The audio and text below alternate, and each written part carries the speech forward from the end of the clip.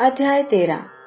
अन्य कई लीलाएं, रोग निवारण, भीमाजी पाटिल, बाला गणपत दर्जी, बापू साहेब बूटी, अलंदी स्वामी, काका महाजनी, हरदा के दत्तोपंत। माया की अभेद्य शक्ति। बाबा के शब्द सदैव संक्षिप्त, अर्थपूर्ण, गूढ़ और विद्वतापूर्ण तथा समतोल रहते थे। वे सदा निश्चिंत और निर्भय रहते थे। उनका कथन था कि मैं फकीर हूँ, ना तो मेरी स्त्री है और ना घर द्वार है। सब चिंताओं का त्याग कर मैं एक ही स्थान पर रहता हूँ। फिर भी माया मुझे कष्ट पहुँचाया करती है। मैं स्वयं को तो भूल चुका हूँ, परंतु माया मुझे नहीं भूलती, क्योंकि वह मुझे अपने चक्र में फंसा लेती है। श्री हरि की यह माया ब्रह्म आदि को भी नहीं छोड़ती। फिर मुझ सरे के फकीर का तो कहना ही क्या है। परंतु जो हरि की शरण लेंगे वे उनकी कृपा से माया जाल से मुक्त हो जाएंगे। इस प्रकार बाबा ने माया की शक्ति का परिचय दिया। भगवान श्री कृष्ण भागवत में उद्धव से कहते हैं कि संत मेरे जीवित स्वरूप हैं, और बाबा का भी कहना यही था कि वे भाग्यशाली जिनके समस्त पाप नष्ट होने हो, वे ही मेरी उपासना की ओर अग्रसर होते हैं। यदि तुम केवल साईं साईं का ही स्मरण करोगे तो मैं तुम्हें भव सागर से पार कर दूंगा। इन शब्दों पर विश्वास करो, तुम्हें अवश्य लाभ होगा। मेरी पूजा के निमित्त कोई सामग्री या अष्टांग योग की भी आवश्यकता नहीं है। मैं तो भक्ति में ही निवास करता हूँ। अब आगे देखिए कि अनाश्रितों के आश्रयदाता साईं ने भक्तों के कल्याणार्थ क्या क्या दिया। भीमाजी पाटिल, सत्य साईं व्रत। नारायण गांव के एक महानुभाव भीमाजी पाटिल को सन 1909 में वक्षस्थल में एक भयंकर रोग हुआ, जो आगे चलकर क्षय रोग में परिणत हो गया। उन्होंने अनेक प्रकार की चिकित्सा की, परंतु कुछ लाभ न हुआ। अंत में हताश होकर उन्होंने भगवान से प्रार्थना की, हे नारायण, हे प्रभु, मुझ अनाथ की कुछ सहायता करो।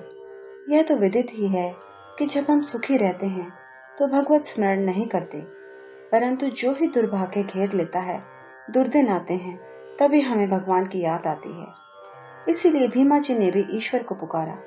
उन्हें विचार आया कि क्यों न साईं बाबा के परम भक्त श्री नाना साहेब चंदौरकर से इस विषय में परामर्श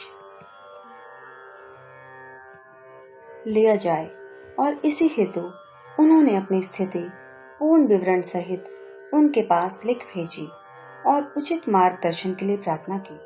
प्रत्युत्तर में श्री नाना साहेब ने लिख दिया कि अब तो केवल एक ही उपाय शेष है, और वह है साईं बाबा के चरण कमलों की शरणागति। नाना साहेब के वचनों पर विश्वास कर उन्होंने शिरडी प्रस्थान की तैयारी की। उन्हें शिरडी में लाया गया और मस्जिद में ले जाकर लेटाया गया। श्री नाना साहेब और श्यामा भी उस समय वहीं उपस्थित थे। बाबा बोले कि यह पूर्व जन्म के बुरे कर्मों का ही फल है, इस कारण मैं इस झंझट में नहीं पड़ना चाहता।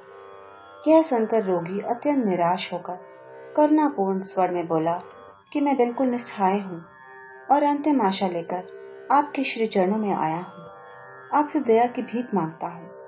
हे दीनों के शरण, मुझ पर दया करो। इस प्रार्थना से बाबा का हृदय द्रवित हो आया और वे बोले कि अच्छा ठहरो, चिंता ना करो, तुम्हारे दुखों का अंत शीघ्र होगा।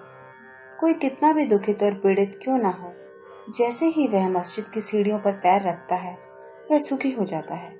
मस्जिद का फकीर बहुत दयालु है और वह तुम्हारा रोग भी निर्मूल कर देगा। वह तो सब पर प्रेम और दया रखकर रक्षा करता है। रोगी को हर 5वें मिनट पर खून की उल्टियां हुआ करती थी, परंतु बाबा के समक्ष उसे कोई उल्टी ना हुई। जिस समय से बाबा ने अपने श्रीमुख से आशा और दयापूर्ण शब्दों में उक्त उद्गार प्रकट किए, उसी समय से रोग ने भी पलटा खाया। बाबा ने रोगी को भीमाबाई के घर में ठहरने को कहा।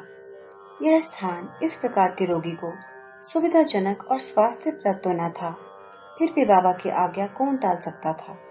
वहां पर रहते हुए बाबा ने 2 स्वप्न देकर उसका रोग हरण कर लिया। पहले स्वप्न में रोगी ने देखा कि वह एक विद्यार्थी है और शिक्षक के सामने कविता मुखाग्र न कर सकने के दंड स्वरूप बेतों की मार से असहनीय कष्ट भोग रहा है। दूसरे स्वप्न में उसने देखा कि कोई हृदय पर नीचे से ऊपर और ऊपर से नीचे की ओर पत्थर घुमा रहा है, जिससे उसे असहनीय पीड़ा हो रही है। स्वप्न में इस प्रकार कष्ट पाकर वह स्वस्थ हो गया और घर लौट आया। फिर वह कभी कभी शिरडी आता और साईं बाबा की दया का स्मरण कर साष्टांग प्रणाम करता था। बाबा अपने भक्तों से किसी वस्तु की आशा न रखते थे। वे तो केवल स्मरण, दृढ़ निष्ठा और भक्ति के भूखे थे। महाराष्ट्र के लोग प्रतिपक्ष या प्रतिमास सदैव सत्यनारायण का व्रत किया करते हैं, परंतु अपने गांव पहुंचने पर भीमाजी पाटिल ने सत्यनारायण व्रत के स्थान पर एक नया ही सत्य साईं व्रत प्रारंभ कर दिया। बाला गणपत दर्जी। एक दूसरे भक्त जिनका नाम बाला गणपत दर्जी था, एक समय जीर्ण ज्वर से पीड़ित हुए। उन्होंने सब प्रकार की दवाइयां और काढ़े लिए, परंतु उनसे कोई लाभ न हुआ। जब ज्वर तिल मात्र भी ना घटा तो वे शिरडी दौड़े आए और बाबा के श्री चरणों की शरण ली। बाबा ने उन्हें विचित्र आदेश दिया कि लक्ष्मी मंदिर के पास जाकर एक काले कुत्ते को थोड़ा सा दही और चावल खिलाओ। वे यह समझ ना सके कि इस आदेश का पालन कैसे करें।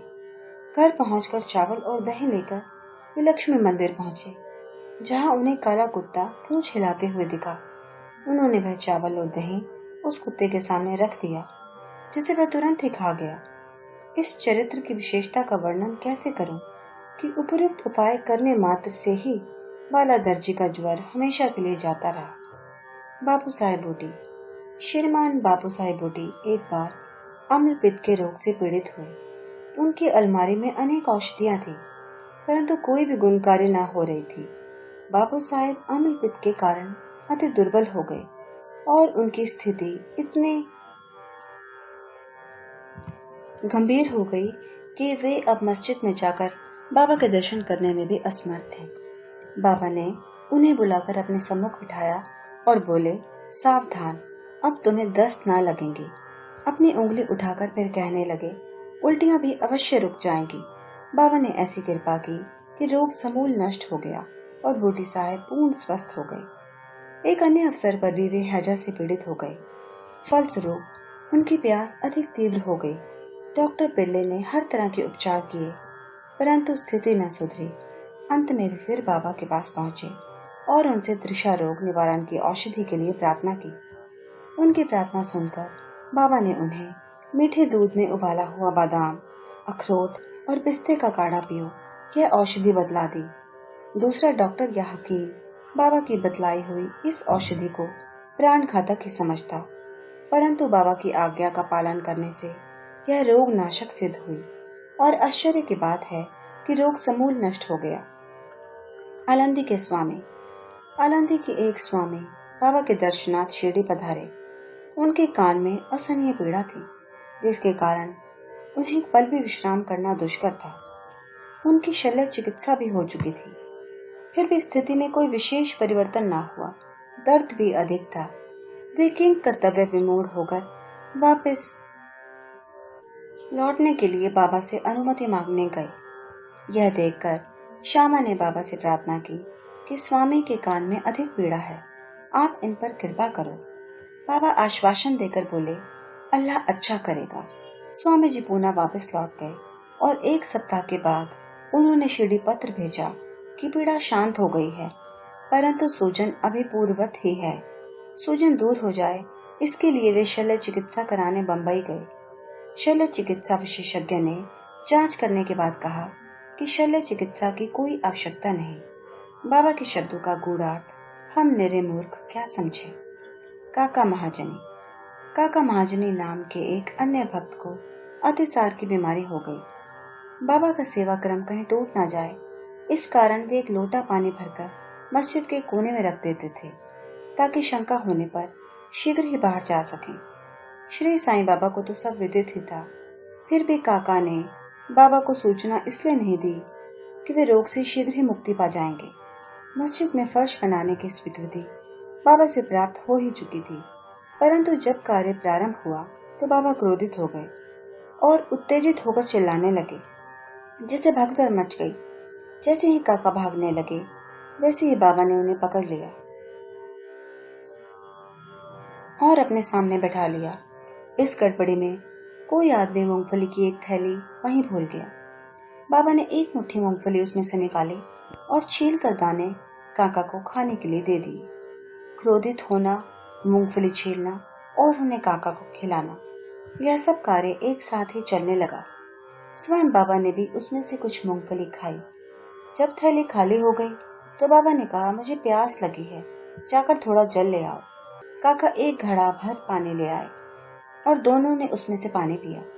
फिर बाबा बोले कि अब तुम्हारा अतिसार रोग दूर हो गया, तुम अपने फर्श के कार्य की देखभाल कर सकते हो।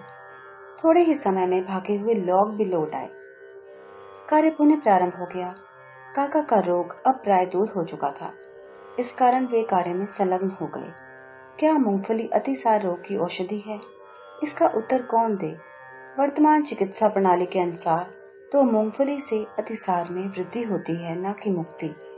इस विषय में सदैव की भांति बाबा के श्री वचन ही औषधि स्वरूप थे। हरदा के दत्तोपंत। हरदा के एक सज्जन जिनका नाम श्री दत्तोपंत था, 14 वर्ष से उदर रोग से पीड़ित थे। किसी भी औषधि से उन्हें लाभ न हुआ।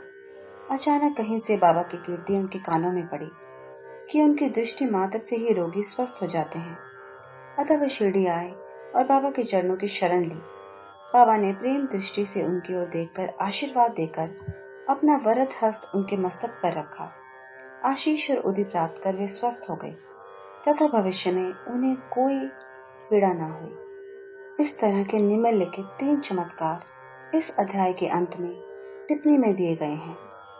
माधवराव देशपांडे बवासीर रोग से पीड़ित थे।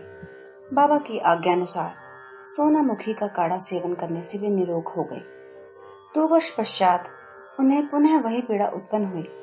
बाबा से बिना परामर्श लिए वे उसी काढ़े का सेवन करने लगे। परिणाम यह हुआ कि रोग अधिक बढ़ गया, परंतु बाद में बाबा की कृपा से शीघ्र ही रोग ठीक हो गया। काका महाजनी के बड़े भाई गंगाधर पंत को कुछ वर्षों से सदैव उदर में पीड़ा बनी रहती थी। बाबा की कीर्ति सुनकर वे भी शिरडी आए और आरोग्य प्राप्ति के लिए प्रार्थना करने लगे। बाबा ने उनके उदर को स्पर्श कर कहा, अल्लाह अच्छा करेगा। इसके पश्चात तुरंत ही उनकी उदर पीड़ा मिट गई और वे पूर्णतः स्वस्थ हो गए। श्री नाना साहेब चांदोरकर को भी एक बार उदर में बहुत पीड़ा होने लगी। वे दिन रात मछली के समान तड़पने लगे।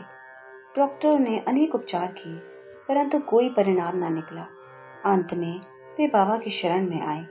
बाबा ने उन्हें घी के साथ बर्फी खाने की आज्ञा दी। इस औषधि के सेवन से वे पूर्ण स्वस्थ हो गए। इन सब कथाओं से यही प्रतीत होता है कि सच्ची औषधि जिससे अनेकों को स्वास्थ्य लाभ हुआ, वह बाबा के केवल श्री मुख से उच्चारित वचनों एवं उनकी कृपा का ही प्रभाव था। श्री सद्गुरु साईनाथ अर्पणमस्तु। शुभम भवतु। सप्ताह पारायण द्वितीय विश्राम।